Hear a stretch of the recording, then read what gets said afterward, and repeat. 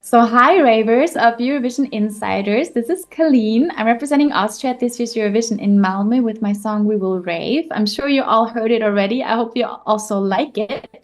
Yeah, and I hope I can meet every single one of you one day and rave with you one day.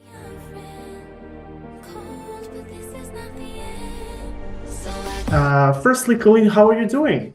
How is your day going like? Because I heard that this is your last days in Austria before going to Malmö.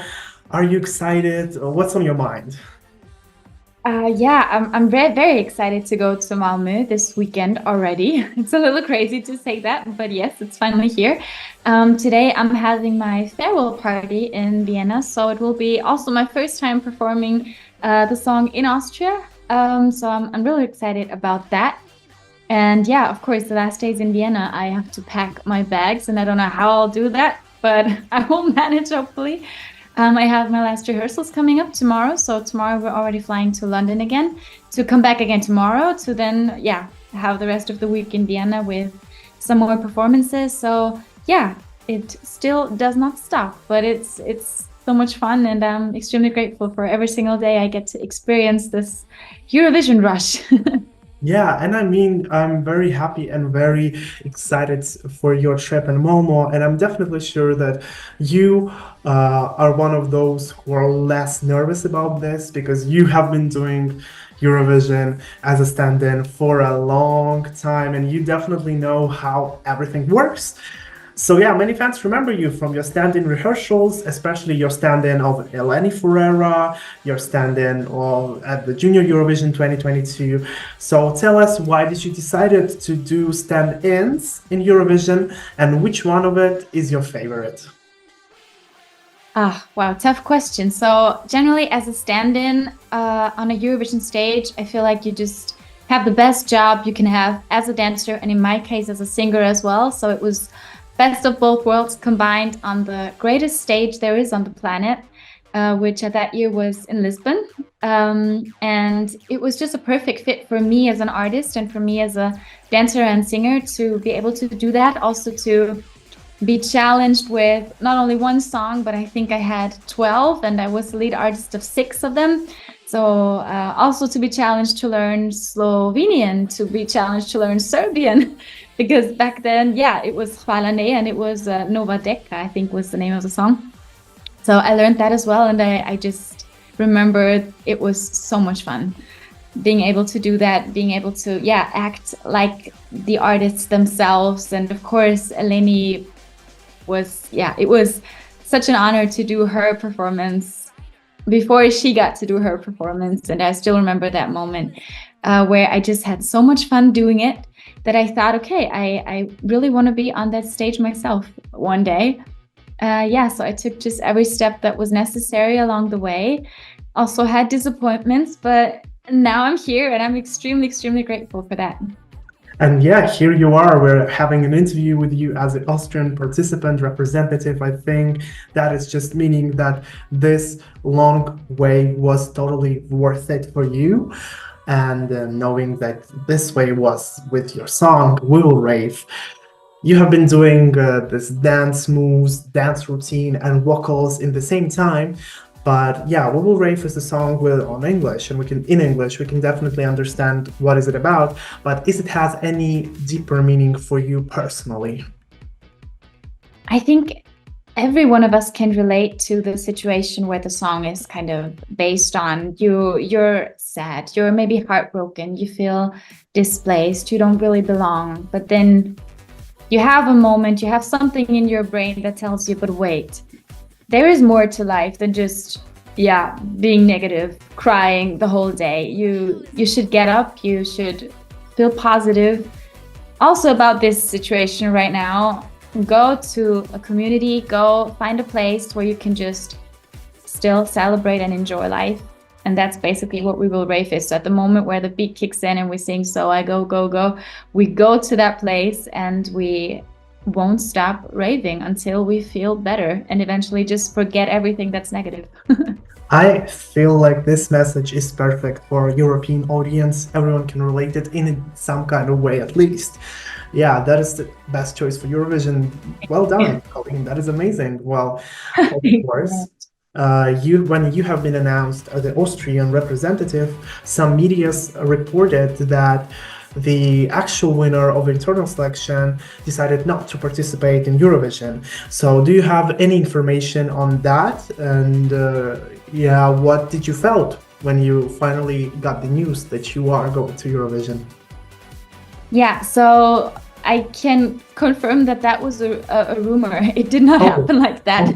oh, Yeah, I was the first choice and the only choice they had this year. So I'm very grateful about that. We had an internal selection, so you could submit the song to the ORF, to the national broadcaster. It was then there was a selection of 15 songs that made it through. We had to perform there. Then there was a recording of that performance. It was shown to a national jury, to an international fan club jury, and then everyone voted. And yeah, We Will Rave won. Yeah, of course, I'm extremely grateful for that. And I still remember the moment, of course, where I got the call. I did not expect the call to happen, but on that day, I got the call, and yeah, I remember I could not believe it. I think everyone always says, "Oh, I cannot believe it," but at that moment, I know what it feels like to be able to don't believe what's actually going on at the moment. and I'm honestly very happy that you finally got this chance, and I'm very happy that those rumors were actually rumors and you won the selection deservingly. And while winning selection for Austria is meaning nowadays that some of your parts of the songs unfortunately got leaked. Well, it happened the same in the last year with Taya and Selena. It just becomes a habit of Austrian representatives, unfortunately. So, what did you felt when you got the news that your performance got leaked? And what do you think about that? So at the time the performance and the song was leaked, it was already very soon. It was, I think, on the same day that I was announced as an artist. So for me, it was just an amazing day because I finally got to tell everyone that my dream was coming true. Because before that, I wasn't allowed to tell anyone. So for me, it was just a beautiful day. And then hearing that the song is leaked, that the performance is out there, it was just like, okay, I cannot change it. I'm still on cloud nine. So you guys have it. It's not the final version. It's just a demo. So I'm proud of it anyways. And therefore the team was already like, oh, what are we going to do? We have to make a statement and all of that. But I was actually very relaxed and just grateful that I'm the one going to Eurovision this year. Yeah, I completely respect your point on this, to be relaxed, to not worry about that. Because yeah, in the end, actually I heard so many good reviews about your performance. So that means it just got even better for you in the same way. So yeah. Yeah, with that I was really blessed because it could have also gone another way, but because everyone loved the song immediately, yeah, I was blessed by all of the positive feedback. Totally, that's amazing, Kaleen. And well, your music video, we have to talk about it because yeah, it's spectacular. It's crazy that those kind of high level of music videos are coming from a Eurovision artist. And Thank how you. could you describe your day on the set? How did it went? And yeah, basically some funny moments that happened during the filming of your music video. Yeah, so the music video was shot in LA, I think on the 4th of February. And going to LA, you of course, sun, ocean, LA, perfect weather, but it rained for an entire week. So we did not leave the hotel. And on the set, it was freezing cold and it rained. And we were in this warehouse. The roof was so leaky. So when you see my wet hair, it is actually wet. We did not style it that way. It just happened. Yeah, I was freezing. Of course, yeah, the models helped a bit, but it was freezing. And I could just remember, of course, enjoying every single set that I was on. But in between takes, someone just ran onto me and threw this bathrobe. And then I was like, oh, okay, give me a cup of tea so I can warm myself. Yeah, not being able to actually drink it because then we had to go for the next shot, but then holding it again and then yeah, it was a lot. I think we shot for 12 hours or something. it was just one very intense day. Yeah, but I'm very, very proud of the result that the whole day brought in the end. Yeah, and it was once again very worth it because the video felt like a very high class video. Good for you, Colin. Good for you. Thank you. And also, if we talk more about Eurovision, a few weeks ago, we heard that your husband, Marvin, will not be responsible on your performance in Malmö.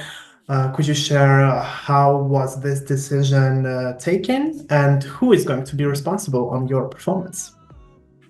Yeah, so because I was involved with Eurovision a lot of times before, and Marvin, of course, as well, as probably all of you know, we knew that it has always been a challenge for our relationship. And so this year it will be a special challenge.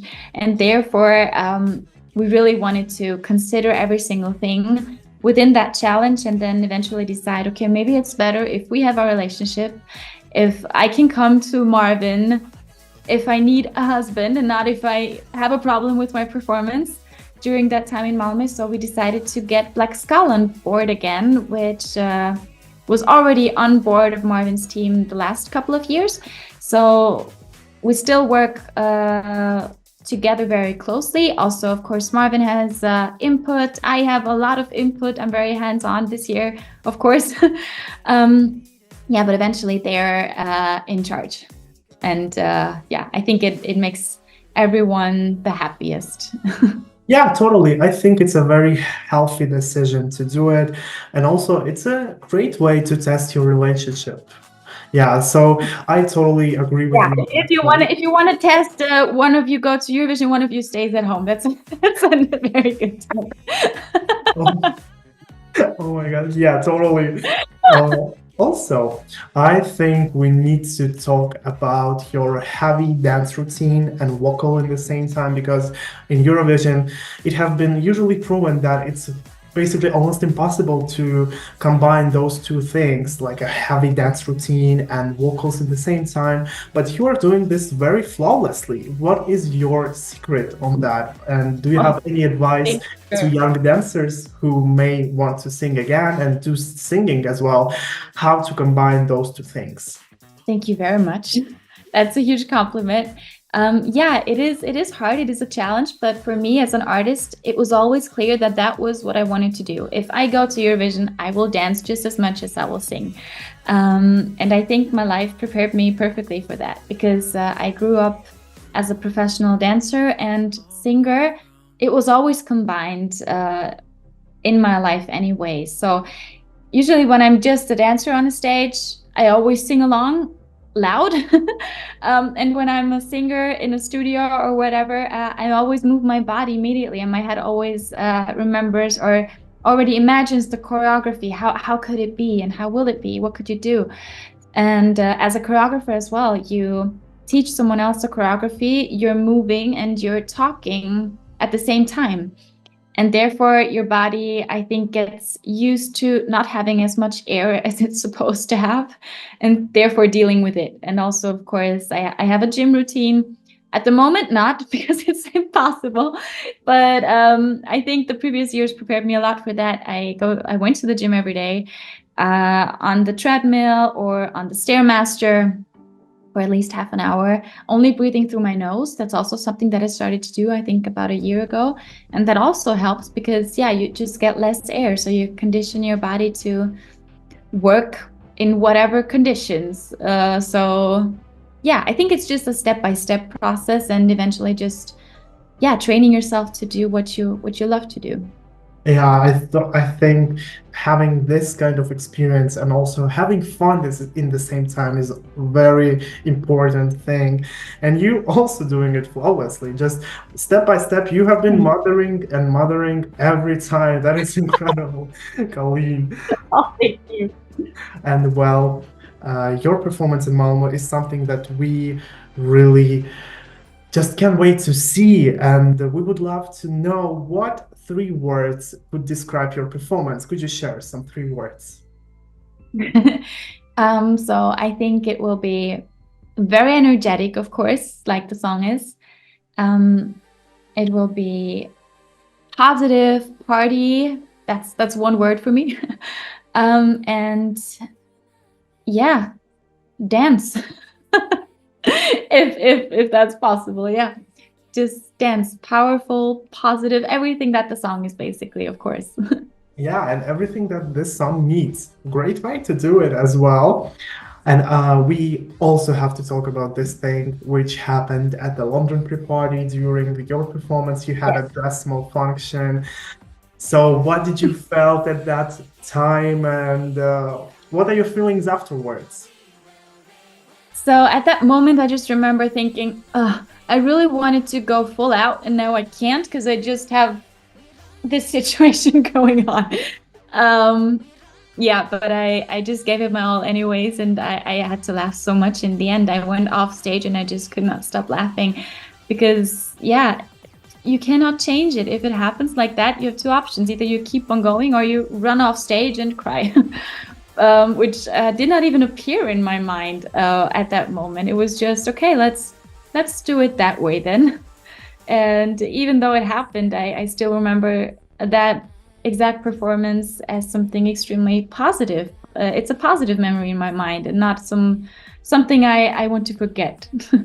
Yeah, it's a great way as well to like survive in those situations, because I think personally, if that happened to me, I would be embarrassed until the end of my life. But you have been you've done it good. You've done it good because you have to have fun in the same time. Yeah, Yeah. Eurovision is about having fun, and also I think you have heard all the songs that are competing in this year's Eurovision. So do you have any favorites among them? So yeah, I heard all the songs. I also took some time, I think now it's already a month ago or something, to watch all the music videos because that's something I like very much, music videos and just diving into the world that the artist wanted to create. And this year, I really have to say, I wake up with a different song in my head every single day. And also because I get to know the person behind the singers, I don't know if I will ever have a favorite of this year, probably not even in 10 years, because there's just so much I can connect to every single song. And yeah, I will have 37 favorites probably. It's a good way. It's a good way to handle Eurovision songs because this year is a very strong. I think I agree with you on that point because we have a lot of strong songs. We have very competitive entries as well. And yeah, this year will be very interesting to see and to see your performance as well. This is something we really expect to finally watch. Thank you so much, Kaleen. It was amazing to chat with you. I hope you're having a fun time there. And yeah, just can't wait to see you in Malmö. Thank you very much. Have a great day. Bye Thank bye. you. Thank you. Bye.